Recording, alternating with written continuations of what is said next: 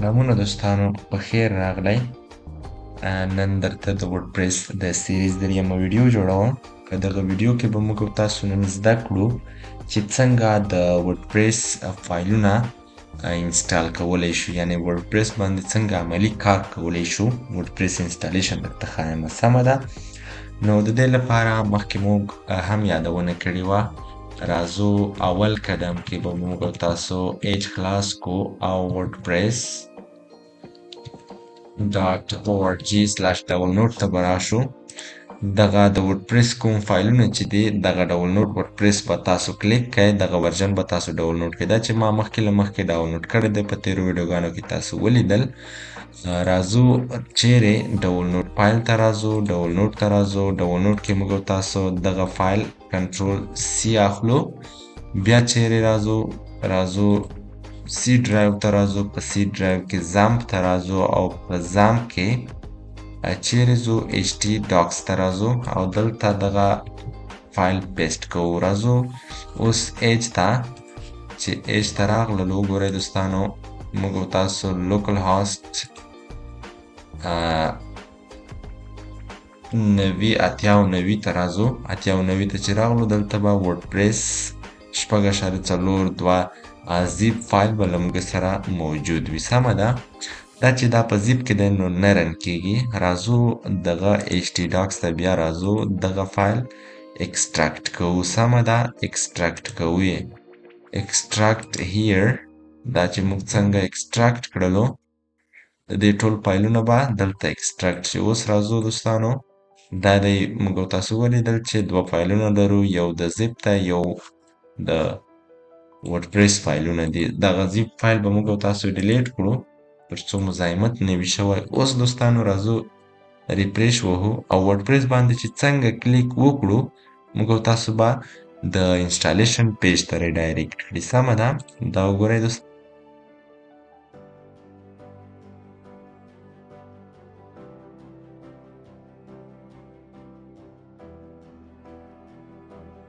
دا دی دوستانو، موږ تاسو د انسټالیشن پیج ته ریډایرکټ شولو.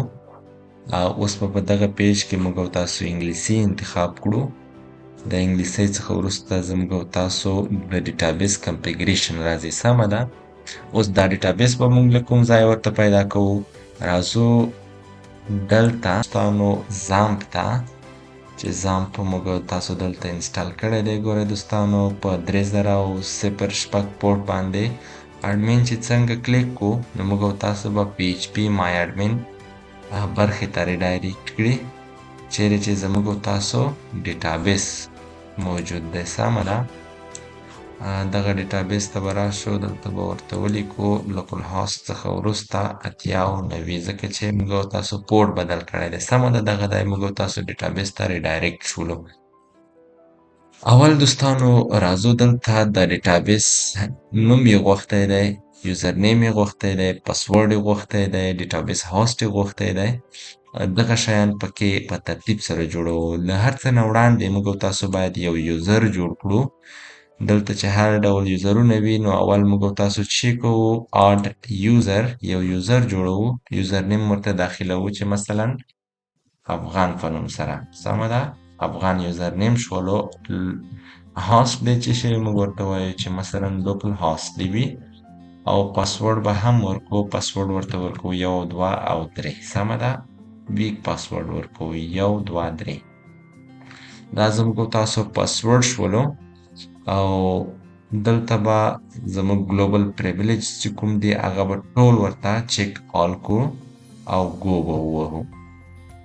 د گو سره زموږ تاسو څه وشول، یو هاو آډډ ا نیو یوزر، تاسو نوی یوزر داخل کړلو. دا زموږ او تاسو یوزر شولو. سمه ده. ثبت مو هم کړو.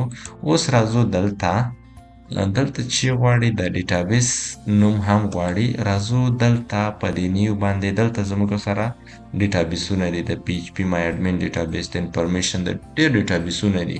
خو موږ تاسو نوی ډیټابیس جوړوو. نوی ډیټابیس به د چی په نوم سره جوړ کړو، د ډبلیو پی په نامه سره، هر نوم چې تاسو ورکولو په دې نوم سره موږ تاسو یو ډیټابیس جوړوو. دا د موږ سره ډیټابیس هم جوړ شولو.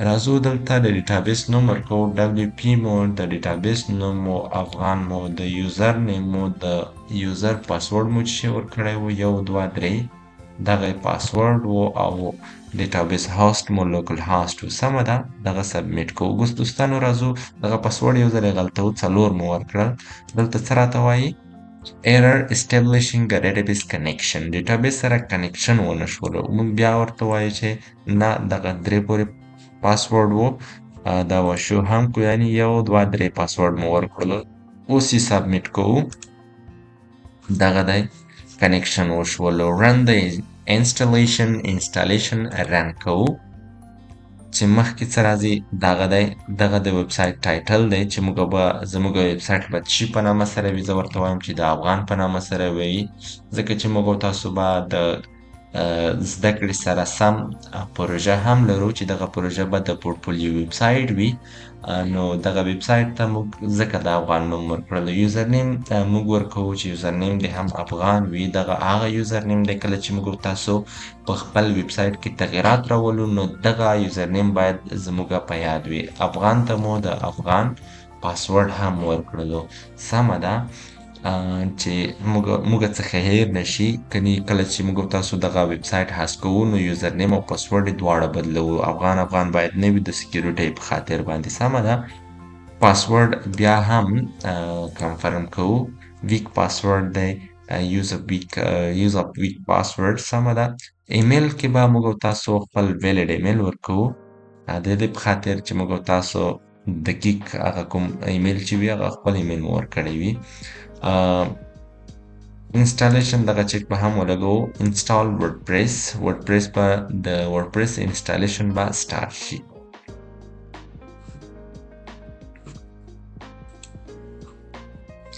دغه دی دوستانو already installed انسټالیشن وشولو موږ به دغه پاسورډ هم ورکړو دغه سمه ده لاګین بشو اوس لاګین کې موږ تاسو پاسورډ ورکړی وو افغان او دغه پاسورډ هم چې شو افغان او دوستانو دغه پاسورډ مې درته ښودلو سمه ده ریممبر نه وهو لاګین بشو څنګه مو چې کلیک وکړلو نو موږ تاسو خپل ډاشبورډ ته ریډایرکټ کیږو چیرې چې زموږ د وردپریس پایلو کې کوم